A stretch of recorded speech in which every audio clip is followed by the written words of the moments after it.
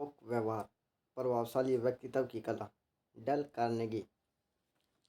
यह पुस्तक ऐसे व्यक्ति को समर्पित है जिसे यह पुस्तक पढ़ने की जरूरत ही नहीं है। मेरे प्रिय मित्र ओमर क्राय को यह पुस्तक आपके लिए आठ काम करेगी, आपके दिमाग पर लगी जंग साफ करेगी, नए विचार देगी, अपने आप में नए सपने जगाएगी और नई महत्वाकांक्षा की प्रेरणा देगी।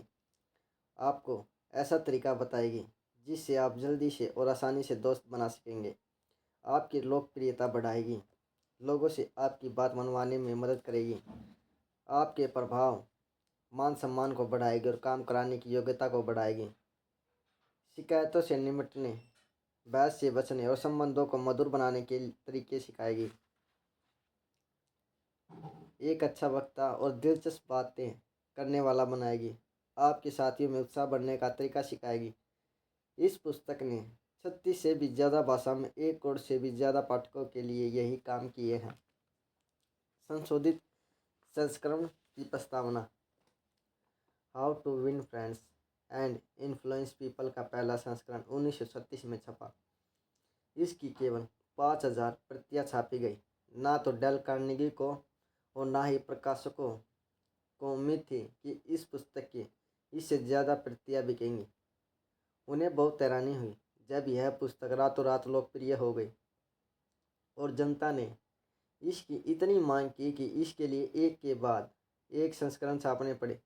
How to win friends and influence people पुस्तक के इतिहास में सर्वकालिक अंतर्राष्ट्रीय बेस्टसेलर बन चुकी है।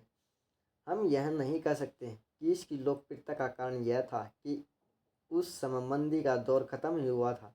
दरअसल इसने जनमानस की ऐसी नस को छुआ, एक ऐसी इंसानी ज़रूरत को पूरा किया कि यह आधी सदी बाद भी लगातार बिक रही है। डेल कार्नेगी कहा करते थे कि 10 लाख डॉलर कमाना आसान है, परंतु अंग्रेजी भाषा में एक वाक्यांश लोकप्रिय करना मुश्किल है। राजनीतिक कार्टूनों से लेकर उपन्यासों तक अंततः शब्दों में प्रयुक्त किया है। इस पुस्तक का अनुवाद लगभग सारी लिखी जाने वाली भाषा में हो चुका है। हर पीढ़ी ने इसे नए सिरे से खोजा है और इसके मूल्य को पहचाना है। अब हम तर्कीय प्रश्न पर आते हैं। ऐसी पुस्तक को रिवाइज करने की क्या जरूरत थी जो इतनी लोकप्रिय और शाश्वत महत्व की है? सफलता के साथ छेड़छाड़ क्यों? इसका जवाब जानने के लिए हमें यह एहसास होना चाहिए कि डेल कार्नेगी स्वयं जीवन भर अपनी पुस्तकों को रिवाइज करते रहे। How to win friends and influence people एक पाठ्य पुस्तक के रूप में लिखी गई थी।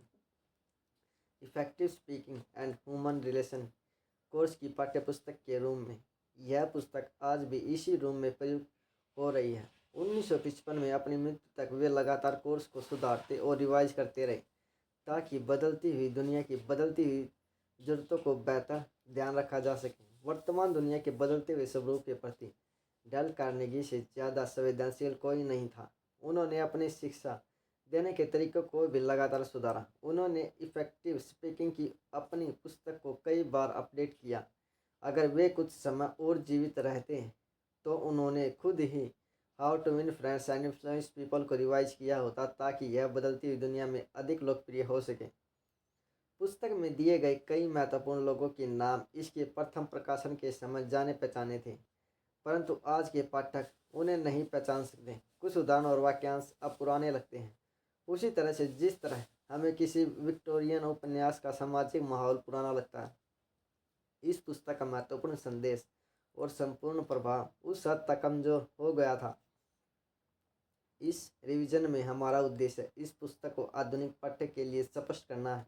इसके मूल्य भाव से छेड़छाड़ किए बिना हमने how to win friends and influence people को बदला नहीं है। हमने इसमें से छूट-फूट चीज़ें हटाई हैं और कुछ समकालीन उदाहरण जोड़े हैं। कार्नेगी की उतावली जोशीली शैली अब भी बरकरार है, यहाँ तक कि 30 के दशक का शैली भी मौजूद है। डेल कार्नेगी ने उसी तरह लिखा जिस तरह वे बोलते थे, उत्साही बातूनी चर्चा करने वाली शैली में। तो उनकी आवाज़ में इस पुस्तक में अब भी उतना ही दम है जितना पहले था। दुनिया भर में हजारों लोग कार्नेगी कोर्स में प्रशिक्षित हो रहे हैं और इनकी संख्या हर साल बढ़ रही है और लाखों लोग how to win friends and influence people को पढ़कर अपने जीवन को सुधारने के लिए प्रेरित हो रहे हैं। उन सभी के सामने हम यह रिवाइज पुस्तक प्रस्तुत कर रहे हैं, जिसमें हमारा योगदान सिर्फ इतना सा है कि हमने एक सुंदर उपकरण को थोड़ा सा चमका दिया और तराश दिया है। यह पुस्तक कैसे और क्यों लिखी गई? 20वीं सदी की शुरुआती 35 सालों में अमेरिका में 2 लाख से भी अधिक किताबें छपी। उनमें से ज़्यादातर बेजान और नीरस थी और बिक्री के लिहाज से भी उनमें से कई घाटे का सौदा थी। मैंने क्या कहा? कई।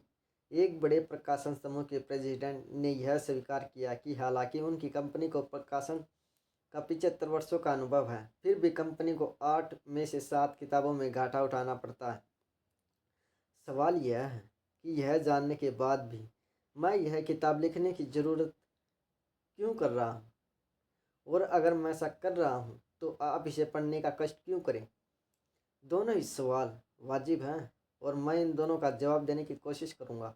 1912 से मैं न्यूयॉर्क में बिजनेस से जुड़े व्यक्ति और प्रोफेशनल लोगों के लिए अपना शैक्षणिक पाठ्यक्रम चला रहा हूँ। शुरुआत में तो मैं सिर्फ लोगों को सार्वजनिक रूप से बोलने की कला सिखाता था।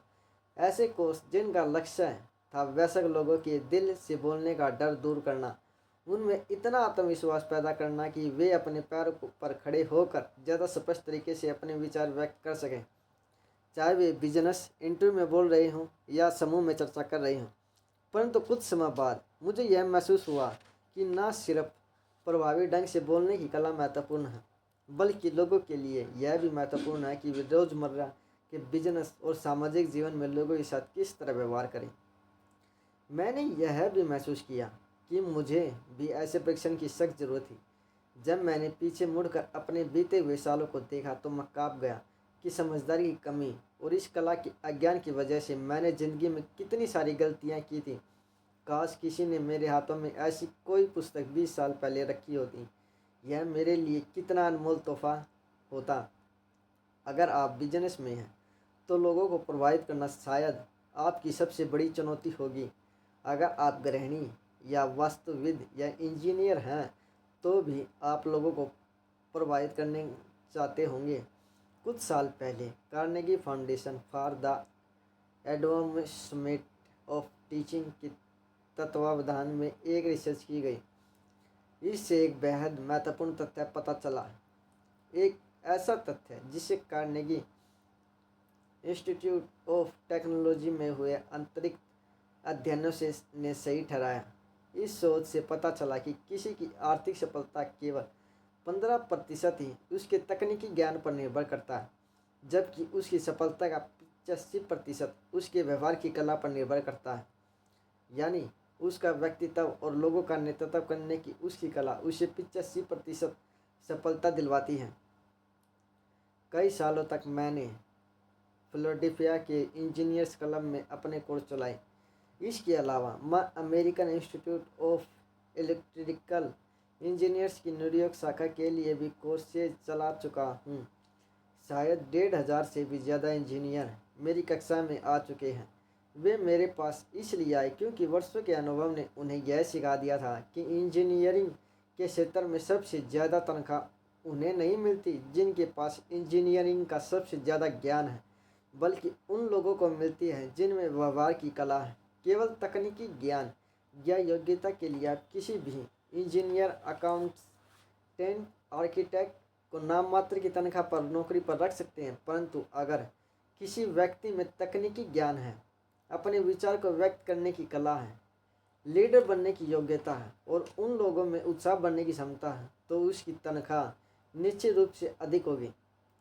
अपने सबसे सफल दौर में मैं जॉन डी रॉकफेलर ने कहा था, लोगों से व्यवहार करने की कला भी उसी तरह खरीदी जाने वाली एक वस्तु है जैसे कि शंकर या कॉफ़ी। जॉन डी ने यह भी कहा था, और मैं इस कला के लिए दुनिया की किसी भी चीज़ से ज़्यादा कीमत देने के लिए तैयार हूँ।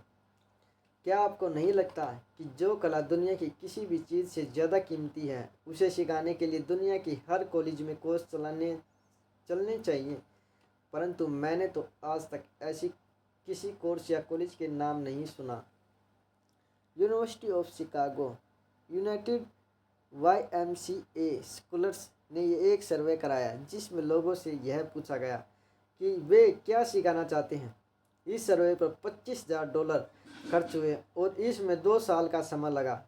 सर्वे का अंतिम हिस्सा मेरिडियन कनेक्टिकट में किया गया। मेरिडियन को एक औसत अमेरिकी कस्बे के रूप में चुना गया था। मेरिडियन के हर वयस्क के विचार जाने गए और उनसे 156 सवालों के जवाब पूछे गए।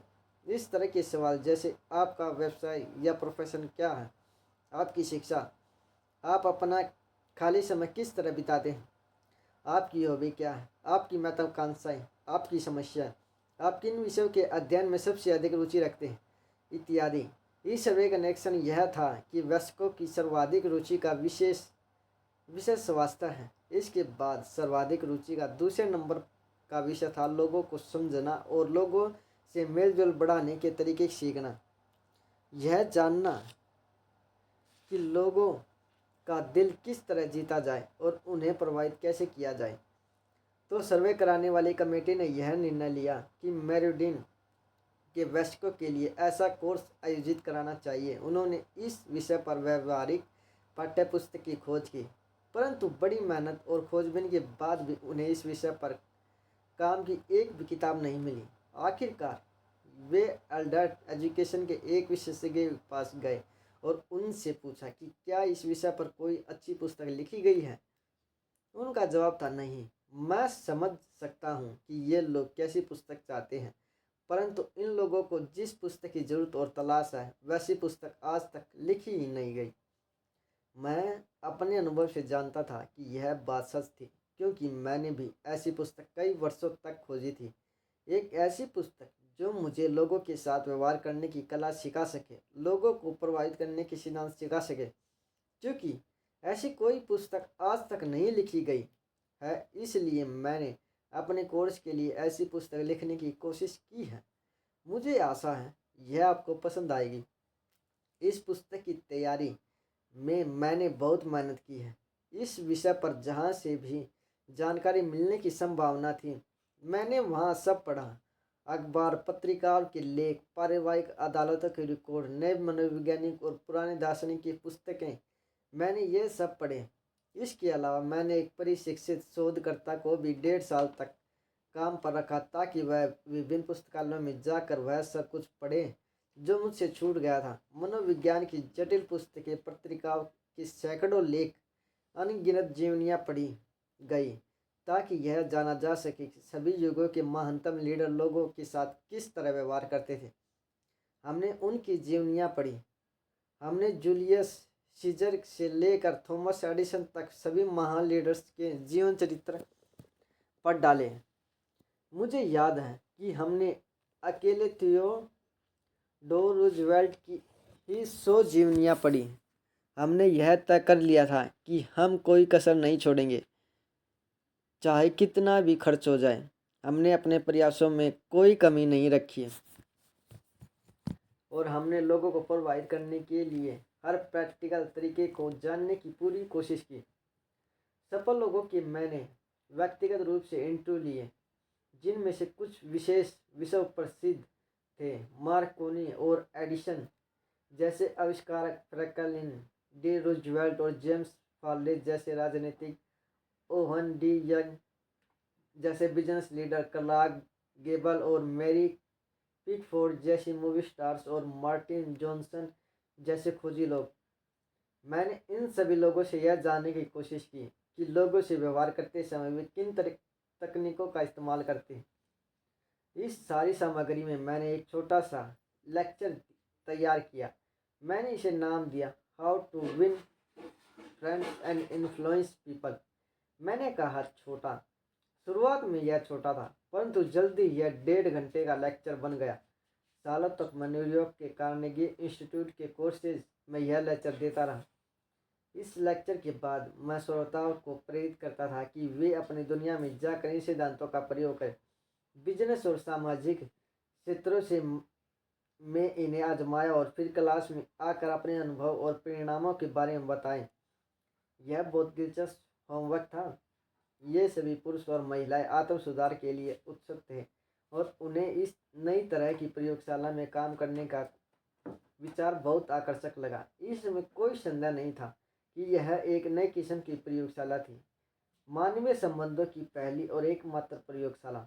यह पुस्तक उस तरह नहीं लिखी गई जैसे आमतौर पर पुस्तकें लिखी जाती हैं। यह तो उस तरह धीरे धीरे बड़ी हुई है जिस तरह कोई बच्चा बड़ा होता है। यह एक प्रयोगशाला में बड़ी हुई है और इसमें हजारों वयस्कों के अनुभव का निचोड़ है। सालों पहले हमने पोस्ट कार्ड साइज के कार्ड पर लिखे सूत्रों से शुरुआत की। अगले साल हमने एक बड़ा कार्ड छपवाया, फिर एक लीफलेट, फिर बुकलेट की श्रृंखला, और इसका आकार और दायरा बढ़ता चला गया। 15 साल के प्रयोगों और शोध के बाद यह पुस्तक आई। यहाँ जो नियम दिए गए हैं वे कोरे सिद्धांत या अंधेरे में छोड़ गए तीर नहीं हैं। वे जादू की तरह असर दिखाते हैं। आपको यकीन नहीं होगा, परंतु मैंने देखा है कि इन सिद्धांतों पर चलने से कई लोगों की जिंदगी में क्रांतिकारी परिवर्तन हुए हैं। एक उदाहरण ले, 314 कर्मचारियों वाले एक मालिक ने इस कोर्स में भाग लिया। सालों से यह मालिक अपने कर्मचारियों को बिना झिझके या बिना रुके डांटे फटकारे आ रहा था। दयालुता, प्रशंसा, प्रोत्साहन जैसे शब्द उसकी डिक्शनरी में थे ही नहीं। इस पुस्तक में दिए गए सिद्धांतों के अध्ययन के बाद इस मालिक ने अपने जीवन की फिलॉसफी पूरी तरह बदल डाली। अब उसके ऑफिस में एक नई किस्म की वफादारी, नया उत्साह, नया टीम वर्क नजर आता है। पहले उसके 314 दुश्मन हुआ करते थे, अब उसके 314 दोस्त बन चुके हैं। जैसा उसने क्लास के सामने अपने भाषण में गर्व से कहा, पहले जब मैं अपने ऑफिस में घुसता था तो कोई मुझे नमस्ते तक नहीं करता था। मेरे कर्मचारी मुझे आते देखकर अपना मुंह फेर लेते थे, परंतु अब वे मेरे दोस्त बन चुके हैं और दरबान तक मुझे नाम से सम्मानपूर्वक बुलाता है। इस मालिक को अपना व्यवहार बदलने से ज़्यादा मुनाफा हुआ, ज़्यादा फुर्सत मिली, और जो चीज़ इनसे बहुत ज़्यादा महत्वपूर्ण है उसे अपने बिजनेस और घर में ज़्यादा सुख मिला। इन सिद्धांतों के इस्तेमाल से अनगिनत सेल्समैन अपनी बिक्री को बहुत तेज़ी से बढ़ाने में कामयाब हुए। कई ने नए ग्राहक बना लिए, ऐसे ग्राहक जो पहले उनसे सामान खरीदने के लिए तैयार नहीं थे। एग्जीक्यूटिव अपनी तनख्वाह और प्रभाव बढ़ाने में कामयाब हुए। एक एग्जीक्यूटिव ने बताया कि इन सच्चे सिद्धांतों पर अमल करने के बाद उसकी तनख्वाह बहुत बढ़ गई। फिलाडेल्फिया गैस वर्कर्स कंपनी के एक और एग्जीक्यूटिव का कहना था कि 65 वर्ष की उम्र में अपने लड़ाकू स्वभाव के कारण उसका डिमोशन होने वाला था। इस ट्रेनिंग की वजह से न सिर्फ उसका डिमोशन रुक गया बल्कि उसका प्रमोशन हो गया और उसकी तनख्वाह बढ़ गई। अनगिनत बार पत्नियों ने कोर्स खत्म होने पर मुझे गुलदस्ते दिए और यह बताया कि जब से उनके पतियों ने इस कोर्स में भाग लिया है उसके बाद से उनके घर का माहौल ज़्यादा सुखद हो गया है। लोगों को अक्सर हैरत होती है कि इन सिद्धांतों में ऐसा क्या है जिसके ऐसे चमत्कारी परिणाम मिलते हैं। मैं आपको बता दूं कि इन सिद्धांतों में जादू है। कई बार तो लोग इतने ज़्यादा उत्साहित हो गए कि उन्होंने मुझे रविवार के दिन घर फ़ोन किया क्योंकि वे अपने उपलब्धि या परिणामों के बारे में बताने के लिए एक दिन का इंतजार नहीं कर सकते थे। एक व्यक्ति इन सिद्धांतों पर हो रही चर्चा में इतना तल्लीन हो गया कि वह क्लास के दूसरे सदस्यों के साथ देर रात तक इन पर विचार करता रहा। 3 बजे सुबह उसके साथी घर चले गए, परंतु वह अपनी पिछली गलतियों पर विचार करने में इतना मशगूल था, नए और अधिक समृद्ध संसार के खुलने के विचार को लेकर इतना प्रेरित था कि उसकी नींद उड़ गई। वह उस रात नहीं सोया, ना ही अगले दिन, ना ही अगली रात। वह कौन था? कोई नादान या अशिक्षित व्यक्ति जो किसी भी नए सिद्धांत को लेकर उत्साहित हो गया? नहीं, ऐसा बिल्कुल नहीं था। वह एक सफल आर्ट डीलर था जो 3 भाषाओं का विशेषज्ञ था और 2 यूरोपियन विश्वविद्यालयों से ग्रेजुएट था। इस अध्याय को लिखते समय मुझे पुराने स्कूल के एक जर्मनवासी का पत्र मिला। यह व्यक्ति एक सामंत था जिसके पूर्वज कई पीढ़ियों तक सेना के अफसर रह चुके हैं। उसने यह पत्र एक जहाज से लिखा था। इसमें उसने बताया था कि इन सिद्धांतों पर अमल करने से उसके जीवन में कितने अद्भुत परिवर्तन हुए हैं। उसके पत्र की भाषा में लगभग धार्मिक अनुवाद झलक रहा था। न्यूयॉर्क का एक अमीर व्यक्ति जो हार्वर्ड ग्रेजुएट था, एक बड़ी कॉरपोरेट फैक्ट्री का मालिक है, उसने बताया कि उसने इस ट्रेनिंग के 14 हफ्तों में लोगों को प्रभावित करने की कला के बारे में जितना सीखा उतना कॉलेज में 4 साल में नहीं सीखा। बकवास, हास्यास्पद, काल्पनिक। आप अपनी इच्छानुसार इस वक्त वक्तव्य को हंसी में उड़ाने वाला कोई भी शब्द इस्तेमाल कर सकते हैं। मैं बिना अपनी तरफ से कुछ जोड़े एक बेहद सफल हार्वर्ड ग्रेजुएट का कथन बता रहा हूँ, जो उसने न्यूयॉर्क के येल क्लब में मंगलवार 23 फरवरी 1933 को 600 लोगों के सामने कहा था। हम जो हो सकते हैं, हार्वर्ड के प्रसिद्ध प्रोफेसर विलियम जेम्स ने कहा था, हम जो हो सकते हैं उसकी तुलना में हम सिर्फ आधे जागे हुए होते हैं। हम अपनी क्षमताओं का बहुत कम हिस्सा ही हासिल कर पाते हैं। हम अपनी शारीरिक और मानसिक योग्यताओं का बहुत थोड़ा हिस्सा इस्तेमाल करते हैं। इंसान अपनी संभावना का पूरा दोहन नहीं करते।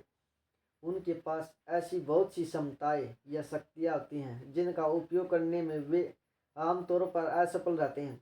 ऐसी क्षमताएं या शक्तियाँ जिनका उपयोग करने में आप आमतौर पर असफल रहते हैं, इस पुस्तक का एकमात्र लक्ष्य यही है कि आप अपनी खोई हुई क्षमताओं या शक्तियों से परिचित हों, इन शक्तियों को जागृत करें ताकि आपका जीवन सुखमय बन सके। प्रिंसटन यूनिवर्सिटी के भूतपूर्व प्रेसिडेंट डॉक्टर जॉन जी हिम्बल ने कहा था, शिक्षा जीवन की स्थितियों का सामना करने की योग्यता है। अगर पहले 3 अध्याय पढ़ने के बाद आपको यह लगे कि आपने कुछ नहीं सीखा, कि आप जीवन की स्थितियों का सामना करने के बेहतर योग्य नहीं हुए, तो मैं समझूंगा कि आपके प्रकरण में यह पुस्तक पूरी तरह विफल हुई है।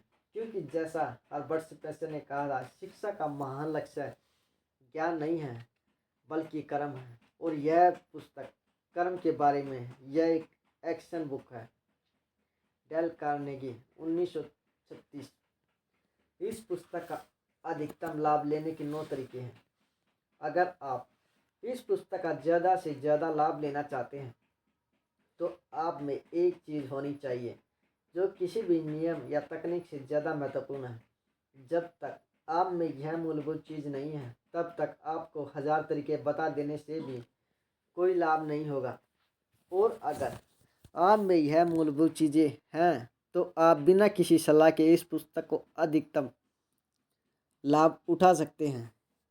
यह जादुई चीज़ है और कुछ नहीं, सिर्फ यह है कि आप में सीखने की गहरी ललक को, लोगों का दिल जीतने और उन्हें प्रभावित करने की प्रबल इच्छा हो। आप इस इच्छा को कैसे विकसित कर सकते हैं? लगातार अपने आप को यह याद दिलाकर कि ये सिद्धांत आपके लिए सचमुच महत्वपूर्ण है। कल्पना करें कि इस कला को सीख लेने से आपका जीवन अधिक समृद्ध और संपूर्ण और सुखद हो जाएगा। खुद से बार बार यह कहें, लोगों के साथ मैं किस तरह व्यवहार करता हूँ, इस पर मेरी लोकप्रियता, मेरी सुख और मेरा सम्मान निर्भर करता है। हर अध्याय को पहले से तो तेजी से पढ़ जाएं ताकि आपको मोटी मोटी बातें समझ में आ जाएं। फिर शायद आप आगे के अध्याय पढ़ने के लिए उत्सुक होंगे, परंतु ऐसा ना करें। अगर आप सचमुच अपने व्यवहार को सुधारना चाहते हैं, अगर आप सचमुच लोगों को प्रभावित करने की कला सीखना चाहते हैं, तो वापस मुड़ें, हर अध्याय को दोबारा पढ़ें। आगे चलकर आप यह जान जाएंगे कि ऐसा करने से आपका समय भी बचता है और आपको बेहतर परिणाम भी मिलते हैं।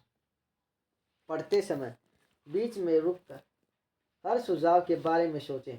खुद से पूछें कि आप इसे अपने जीवन में कब और किस तरह लागू कर सकते हैं। पढ़ते समय पेंसिल, पेन, मैजिक मार्कर या हाइलाइटर हाथ में रखें। जब भी आपको कोई सुझाव उपयोगी लगे तो उसके बगल में या तो नीचे लाइन खींच दें। अगर यह आपको 4 सितारा सुझाव लगे तो आप हर वाक्य के नीचे लाइन खींच दें या इसे हाईलाइट कर दें या इस तरह 4 सितारा बना दें। पुस्तक पर निशान लगा देने से पढ़ना ज़्यादा दिलचस्प हो जाता है। और जब हम पुस्तक को दोबारा पढ़ते हैं तो हमें बहुत सुविधा होती है। मैं एक ऐसी महिला को जानता हूँ जो पिछले 15 सालों से एक बड़ी बीमा कंपनी में ऑफिस मैनेजर है। हर महीने वह उन बीमा कॉन्ट्रैक्ट्स को पढ़ती है जो उसकी कंपनी ने उस माह जारी किए हैं। महीने दर महीने और साल दर साल वह उन्हीं कॉन्ट्रैक्ट्स को पढ़ती है। क्यों? क्योंकि अनुभव ने उसे सिखा दिया है कि इसी तरीके से वह इन कॉन्ट्रैक्ट्स को के विवरण को याद रख सकती है।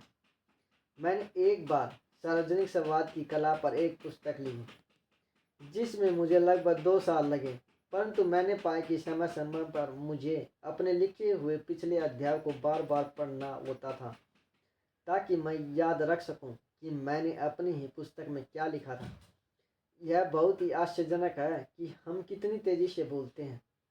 अगर आप इस पुस्तक से लंबे समय तक फ़ायदा उठाना चाहते हैं तो यह ना सोचें कि केवल एक बार सरसरी तौर पर पढ़ने से ही आपका काम चल जाएगा। इसे पूरे ध्यान से पढ़ने के बाद आपको हर महीने इसे दोबारा पढ़ना चाहिए।